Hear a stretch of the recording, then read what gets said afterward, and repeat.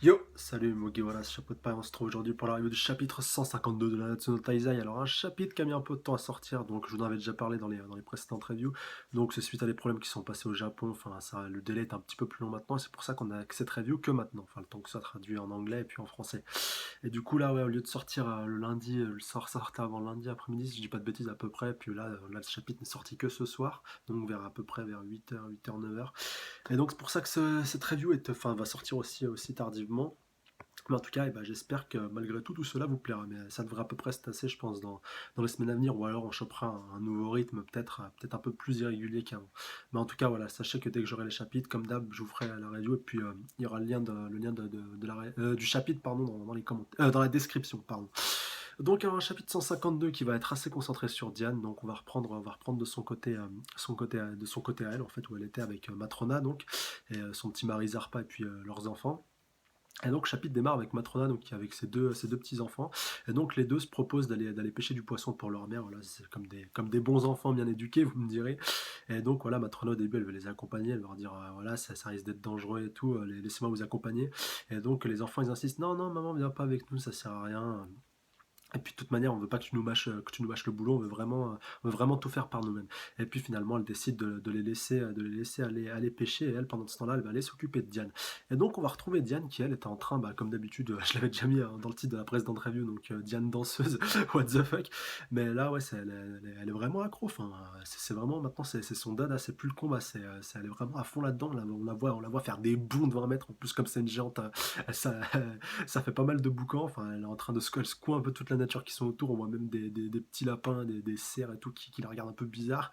Et donc, elle, voilà, elle est en harmonie, elle est en parfaite osmose. Voilà, c'est le mot exact qui va bien.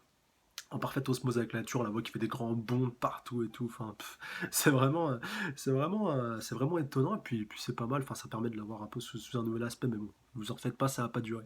D'ailleurs, je pensais par rapport à ça, je vous en parlais maintenant. Voilà, parce qu'on sait, il paraît évident que ça va pas durer 107 ans cette histoire enfin, je veux dire, de rester avec Matrona et puis de passer son temps à danser. Et je pensais, après, vous me direz, il y a peut-être une logique par rapport à ça, et puis même certains d'entre vous y ont peut-être pensé, mais je pensais justement que toute cette danse-là, elle va peut-être s'en servir au fur et à mesure dans les combats à venir, quand elle aura récupéré la mémoire, tout ça. Je la vois bien se servir de cette danse, et pour pouvoir, si vous voulez, dans des combats où elle serait un peu désavantagée par rapport à sa taille, vu qu'elle gagne un petit peu en souplesse et en agilité, que tout ça, ça puisse tout simplement l'aider à se perfectionner un peu plus dans ses combats, et puis non d'ajouter deux, trois flèches à son arc, n'est-ce pas? Donc dites-moi dans les commentaires si vous pensez que c'est possible, et que l'auteur en fait s'est servi un petit peu de cette excuse de redevenir redevenir un coup amnésique et de rejoindre le camp des géants uniquement pour pouvoir acquérir cette capacité, parce que voilà, les Sensei, on va pas se mentir, il fait jamais les choses par hasard, c'est un peu comme Oda, d'ailleurs je l'avais déjà dit. Et du coup, ouais, je vois une finalité, parce que d'accord, là en ce moment elle est un peu en train de danser, au début ça s'apprêtait à sourire, mais quand on commence un peu à creuser, à réfléchir, on se dit en fait, enfin moi ça m'a paru un peu logique que l'auteur il ait fait ça dans le but en fait de pouvoir le réutiliser plus tard. Et que donc Diane, vu que pour pas mal de monde, elle avait l'air d'être un petit peu une des plus faibles des Taizai, bon, en même temps, c'est une des premières à être apparue, et puis passer en fait le fait qu'elle soit une géante, le fait qu'elle soit puissante et tout, quand elle fait face à des adversaires un peu plus coriaces, on voyait qu'elle était un peu plus facilement mise en difficulté, et donc justement avec ce nouvel atout qu'elle est en train d'acquérir, ça nous permettra donc de voir une nouvelle Diane, et puis de voir une Diane bien plus puissante que ce qu'elle pouvait être auparavant. En tout cas, dites-moi vous avez dans les commentaires par rapport à ça. Donc, on continue donc Diane qui continue en train de danser jusqu'au moment où en fait elle va être prise un peu elle va avoir un petit sursaut dans son subconscient. Enfin, je sais pas si c'est quelque chose qu'elle a vraiment vécu ou si c'est quelque chose pareil qui a lieu dans son subconscient, parce qu'en fait elle voit une sorte d'énorme vague gigantesque qui est en train de s'abattre, donc elle a l'impression qu'il y a un tremblement de terre et tout.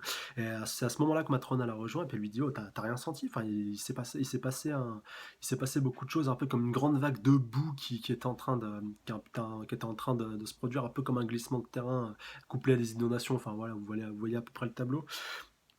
Et donc, au même moment, malheureusement pour eux, donc les enfants de Matrona donc, se sont fait attaquer par des sortes de poulets géants, donc, qui appartiennent au 10 commandements. Donc, c'est ce qu'on avait vu dans les chapitres précédents. C'est à peu près la même espèce, c'est pas le même exactement, mais c'est à peu près la même espèce que ceux qui sont venus dans les chapitres précédents pour donner les flyers donc, du tournoi de Weisel, donc, qui est organisé, on le sait, cette année par les deux membres des 10 commandements. Donc, la fille un petit peu tentaculaire qui ressemble à Meraxila, et donc qui va organiser ce tournoi à l'aide d'un gros géant donc, qui était placée un peu derrière lui. Ça, j'y reviendrai un petit peu après parce qu'on en apprend un peu plus, ne vous inquiétez pas. Donc pour revenir à Matrona, donc elle est vraiment super énervée et donc enfin elle arrive avec Diane donc arrivée sur les lieux juste à temps pour arriver à choper le poulet. Donc au début elle essaie de l'enchaîner avec un énorme gros coup de poing pour arriver à le one shot en un coup. Malheureusement le poulet il arrive un peu à se faire la belle, mais comme le poulet il est un petit peu gros et il a des toutes petites paluches, Matrona elle envoie un énorme coup de poing dans les airs et puis elle le broie littéralement en deux et puis le poulet il reste vraiment pas grand chose de lui après cette attaque. Et bon elle est vraiment super énervée. Et donc ces enfants donc, sont assez mal en point, donc je sais pas si comment on pourrait qualifier ça? S'ils se sont fait avoir, enfin si c'est uniquement le poulet ou s'ils ont chopé une maladie parce qu'ils ont vraiment l'air d'être très mal en point. Je sais pas si c'est des blessures physiques, si vous voulez, comme par exemple les attaques du poulet par rapport à ses griffes, par rapport à tout ce qu'il a fait, ou si c'est des attaques un peu plus, si vous voulez, un peu plus critiques et que ça pourrait toucher un petit peu le plan cellulaire. Même s'il y a peu de chances que ce soit par rapport à ça, vu l'état où il se trouvait, je savais pas si c'était juste des blessures physiques. Parce qu'après, justement, ça va nous amener un peu à la suite de chapitre où elle dit qu'elle va partir donc au tournoi de Weisel, qu'elle va y participer parce que je crois que ouais, le lot l'intéressait parce que le gagnant il gagnait un vœu qui pouvait se faire exaucer. Et donc comme elle l'affirme elle-même Matrona, maintenant il n'y a que Dieu ou un miracle qui pourrait sauver ces gamins. Donc quand même c'est ça qui m'a amené à penser qu'il n'y avait pas que des blessures physiques, parce que les blessures physiques d'accord ça peut mettre dans un état critique, mais je pense pas qu'elle l'aurait vu aussitôt. Enfin, dites-moi dans les commentaires ce que vous pensez par rapport à ça, mais je suis un peu nuancé par rapport à tout ça. Je sais pas s'il y a que des blessures physiques ou s'il y a d'autres éléments qui ont fait que ces enfants soient dans un état aussi critique. Donc voilà. Et donc elle décide de laisser donc son mari Zarpa donc s'occuper des enfants le temps qu'elle parte au tournoi. Et donc Diane décide de l'accompagner, voilà, en tant que bonne amie, puis en tant que géante, pour pouvoir un peu veiller sur elle et qu'elle soit pas toute seule. Et juste avant de partir, heureusement pour elle, d'ailleurs, Zarpa lui refile lui refile son marteau, donc sa relique qu'elle avait gardé avec elle. Et donc il va lui être d'une très grande utilité, je pense, quand Diane sera amenée à combattre. Voilà, comme on sait après que ça va converger un petit peu tout vers le tournoi de Weisel, c'est là qu'auront lieu les retrouvailles enfin, entre tous les Taizai. D'ailleurs, j'espère qu'on verra tous les Taizai réunis, les sept réunis à cette occasion, puis avec le reste du commandement. Enfin, j'avoue que ce serait pas mal. Mais en tout cas donc Diane vraiment qui prend beaucoup sur elle. Enfin, on voit qu'elle est vraiment impliquée avec Matrona et donc elle a pas hésité une seconde à l'accompagner. Et donc toutes deux vont décider enfin à se mettre en route vers Weisel et donc on verra je pense dans les prochains chapitres l'arrivée des différents protagonistes au tournoi de Weisel et puis il va se passer pas mal de choses. Mais en tout cas ça promet du très lourd. Et donc on va terminer le chapitre sur une énorme révélation. Donc on retourne du côté de Miss Tentaculaire, donc qui ressemble un peu à Meraxila, donc elle a une apparence un peu de gamine, même si je pense qu'elle est un peu plus âgée. Enfin c'est une démon. Voilà, après c'est comme Meliodas, le gars il a l'air d'un gamin alors qu'il a je sais pas quel âge. Mais du coup on retourne de son côté d'elle avec son géant et donc on en apprend un peu plus par rapport à ce dernier, vu que je le rappelle lui aussi je crois qu'il s'appelle Balor, voilà, Balor l'un des 10 membres des 10 commandements, donc la première fois qu'on l'a vu, en fait je n'avais pas capté que c'était un géant parce qu'il avait une sorte de sac sur la tête, on voyait pas son visage. Et en fait, du coup, on retrouve donc du côté d'elle et puis de Miss Tentaculaire.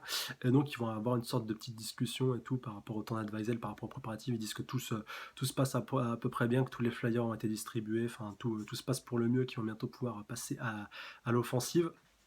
Et c'est à ce moment-là, en fait, où le géant bat les masques et en réalité il s'agit de Dolor. Et justement par rapport à ça, pour rebondir un petit peu à ce qui s'était passé avant, juste avant en fait qu'on coupe avec Matrona et Diane, donc on voyait elle priait un petit peu le grand Dolor, donc le grand boss des géants, donc de pouvoir de veiller si vous voulez sur son mari et sur ses enfants. Et en réalité c'est ce Dolor, elle va l'affronter incessamment sous peu, je pense, enfin, soit elle soit Diane, donc au tournoi de Weisel. Et donc ce Dolor est un des membres des 10 commandements et donc c'est aussi le boss du clan des géants. Enfin pour ceux qui se rappellent dans le chapitre précédent, enfin même avant je crois qu'il avait déjà été mentionné, il avait été présenté comme le fondateur je crois du clan des géants en tout cas et c'est lui aussi qui avait créé la danse et qui l'exécutait le mieux du coup la danse que Diane passe tant de temps à exécuter, donc la danse de la nature. Donc c'est ce Dolor qui est à l'origine de tout ça et donc il est présenté comme quelqu'un d'extrêmement puissant et puis c'est d'autant plus le cas comme le fait qu'il soit un démon. Et donc ça nous montre aussi dans cette fin de chapitre que les démons peuvent prendre plusieurs apparences. Voilà, comme on sait, Meliodas c'est un peu le boss des démons, enfin un des boss des démons, enfin, à part le roi démon, mais ça après, j'en avais déjà parlé précédemment, on aura d'autres occasions d'en revenir. Mais Comme quoi, tous les membres des 10 commandements, même il y en a un, je crois, il a une sorte de masque sur la gueule et tout. Enfin, c'est celui qui est un peu le plus what the fuck des 10, pardon, vu que tous les autres ont à peu près un aspect humain. Mais que si vous voulez, n'importe quel membre des 10 commandements, il peut prendre, enfin, je sais pas s'il peut prendre la forme, mais où il a alors à peu près la forme de n'importe quel humain. Donc que ce soit c'est ce qu'il a une forme humaine classique, si vous voulez, où il peut même avoir la forme d'un géant, comme ça nous est présenté, avec donc Dolor, voilà, donc qui est son vrai nom. Je confondais, enfin, vu qu'il était appelé Balor et après donc Dolor c'est son vrai nom, on va continuer de l'appeler comme ça. Donc adieu Balor. Et donc voilà, le chapitre se termine là-dessus avec donc la big révélation par rapport à Dolor, donc qui est un des membres des 10 commandements, donc qui est le boss du clan des géants, et donc par rapport au lien qu'il a avec Matrona et avec Diane. Et donc ça annonce du très très lourd pour les prochains chapitres. Donc voilà, le chapitre se termine là-dessus. Donc comme d'habitude, n'hésitez pas à me laisser vos avis dans les commentaires. Est-ce que vous pensez que le tournoi va directement débuter, enfin incessamment sous peu, enfin peut-être pas dans le prochain chapitre, mais dites-moi, est-ce que vous pensez déjà, est-ce que dans le prochain chapitre, on va voir donc les différentes factions se rendre vers se rendre donc sur le lieu du tournoi de Weisel. Est-ce que vous pensez aussi, ça c'est ma grosse question, est-ce que vous pensez que tous les membres des 10 commandements vont prendre part à ce tournoi, ou est-ce qu'il y aura donc que la Miss Tentaculaire et puis aussi donc Dolor. Est-ce qu'il y aura que ces deux-là, ou est-ce qu'il y en aura d'autres? Donc voilà, c'est ma grosse question par rapport à tout ça. Et surtout aussi, je viens un peu en réfléchissant un petit peu et en raisonnant par rapport à ce qui se passe dans ce chapitre, que j'ai l'impression en fait que tous les membres des 10 commandants ils marchent par binôme. Donc au début on avait Galan et Mercila, donc là on a Dolor et puis Dolor et Miss Tentacule, et il y en avait deux autres aussi qu'on avait déjà vu un peu précédemment, enfin à part peut-être Dreyfus, donc Frodrin ou Fodrin, je sais plus son nom, lui je crois qu'il marche un petit peu tout seul. Mais donc, ouais, il y en avait deux qu'on avait vus déjà précédemment qui eux aussi avaient l'air de marcher en binôme. Donc, c'est celui, si vous, je me rappelle plus de leur prénom d'ailleurs, je m'en excuse, j'ai genre parlerai dans les prochains chapitres. Il y en a un qui ressemblait beaucoup à Meliodas, donc c'était celui qui ressemblait à. Parce qu'on a deux en fait qui ressemblent à Meliodas, c'est les deux qui marchaient en binôme, et puis c'est les deux qui nous sont présentés pardon, comme étant les plus puissants. Enfin, en tout cas, je pense, c'est ce que j'en ai un peu déduit quand ils sont apparus. Et donc, il y en a un donc, qui ressemble beaucoup à Meliodas de physique, à part qu'il a les cheveux noirs, et donc il y en a un autre qui ressemble beaucoup à Meliodas, mais sur son avis de recherche, donc en beaucoup plus grand et en beaucoup plus vieux.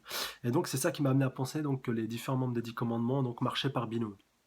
Mais bon, peut-être que je pensais donc à Dreyfus, peut-être qu'il a un des binômes, mais qu'on ne le connaît pas encore à l'heure actuelle, vu que vous saviez qu'à l'époque c'était le seul qui avait survécu, enfin qui n'avait pas été scellé pardon, par l'épée de Méliodas. Enfin, par le saut spécial, le saut des démons, parce qu'il y avait l'épée de Méliodas, mais il y avait d'autres choses, enfin, je me rappelle plus, ça commence à dater un peu tout ça. Mais en tout cas, je crois bien, en plus, vu qu'ils sont un nombre pair, donc ça peut marcher, donc 5 binômes, enfin en tout cas, l'avenir nous le dira. Donc, laissez-moi vos avis par rapport à ça dans les commentaires. Comme d'habitude, n'hésitez pas à laisser un petit pouce bleu si cette review, ce chapitre vous ont plu. Abonnez-vous à la chaîne pour plus de reviews et partagez un max la vidéo avec le plus de personnes possible. Voilà, donc prenez soin de vous. Salut à tous. Sayonara.